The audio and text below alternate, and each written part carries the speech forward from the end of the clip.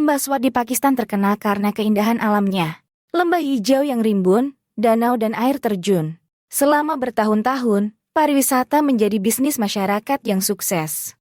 Lembah yang indah ini kini menjadi tujuan wisata populer dan sangat memikat pengunjung. Dengan pemandangan alamnya yang menakjubkan dan budaya yang kaya, serta keramahan penduduknya yang mempunyai pengaruh dari budaya Pashtun, Persia, dan Mughal.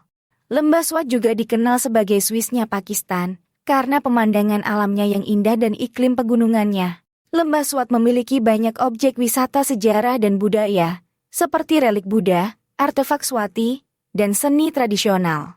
Di wilayah inilah lahir seorang yang bernama Malala Yousafzai yang lahir pada 12 Juli 1997, di Mingorah, kota terbesar di Lembah Swat di tempat yang sekarang menjadi Provinsi Khyber Pakhtunkhwa, Pakistan.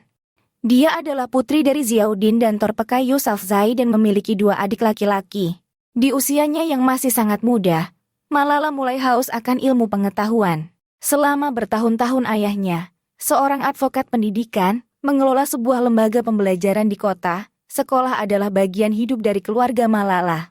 Dia kemudian menulis bahwa ayahnya bercerita tentang bagaimana dia akan masuk ke kelas, bahkan sebelum dia dapat berbicara, dan bertindak seolah-olah dia adalah gurunya. Namun, tidak semua orang mendukung dan menyambut baik kampanyenya untuk membawa perubahan di Lembah Swat.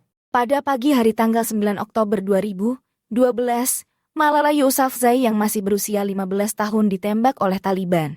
Duduk di bus dalam perjalanan pulang sekolah, Malala sedang berbincang dengan teman-temannya tentang tugas sekolah. 2 anggota Taliban menghentikan bus. Taliban muda yang berjanggut menanyakan nama Malala, dan melepaskan 3 tembakan ke arahnya. Salah satu peluru masuk dan keluar dari kepalanya dan bersarang di bahunya. Malala terluka parah. Pada hari yang sama, dia diterbangkan ke rumah sakit militer Pakistan di Peshawar dan 4 hari kemudian ke unit perawatan intensif di Birmingham, Inggris. Begitu dia berada di Inggris, Malala berhasil keluar dari koma yang diinduksi secara medis. Meskipun ia memerlukan beberapa operasi, termasuk perbaikan saraf wajah untuk memperbaiki sisi kiri wajahnya yang lumpuh, ia tidak mengalami kerusakan otak yang parah. Pada bulan Maret 2013, setelah berminggu-minggu menjalani pengobatan dan terapi, Malala dapat mulai bersekolah di Birmingham. Setelah penembakan itu, pemulihannya yang luar biasa dan kembalinya dia ke sekolah menghasilkan dukungan global terhadap Malala. Pada 12 Juli 2013, saat ulang tahunnya yang ke-16, Malala mengunjungi New York dan berbicara di PBB.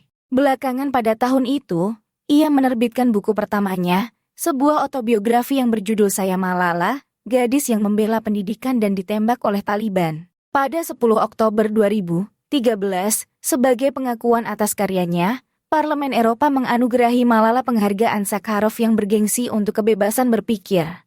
Pada tahun 2014, melalui Malala Fund, organisasi yang ia dirikan bersama ayahnya, Malala melakukan perjalanan ke Yordania untuk bertemu dengan pengungsi Suriah, kemudian ke Kenya untuk bertemu dengan pelajar perempuan, dan akhirnya pergi ke Nigeria Utara untuk merayakan ulang tahunnya yang ke-17.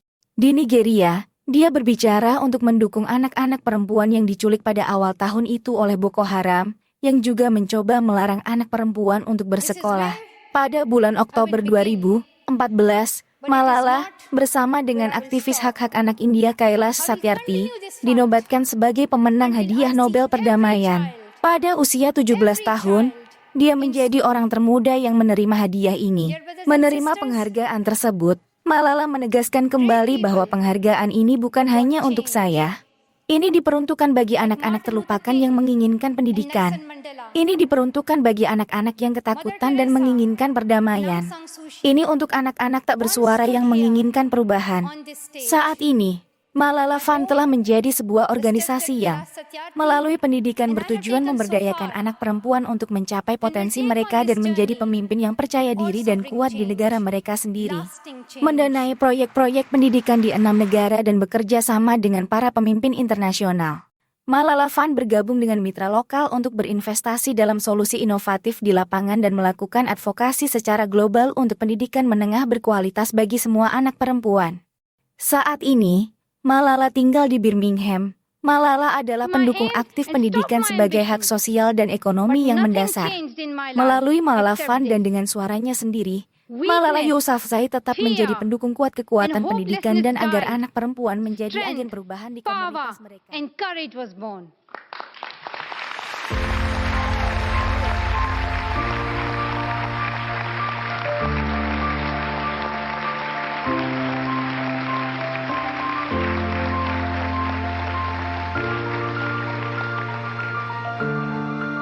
I am the same Malala.